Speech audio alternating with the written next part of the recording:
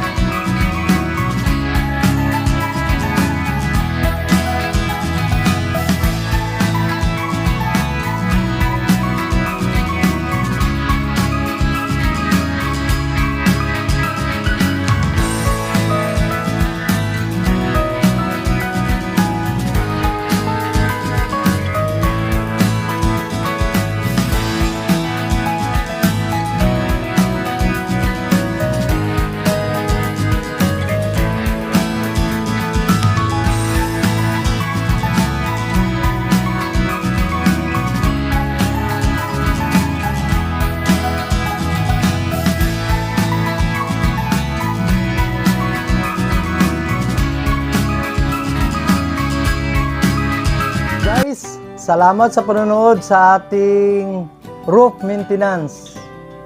I hope marami tayong natutunan dito at i-apply natin ito sa bahay natin, hindi lang sa paaralan. Again, ito yung Teacher Dennis New magsasabi sa inyo kapag may kaalaman, palaging lamang.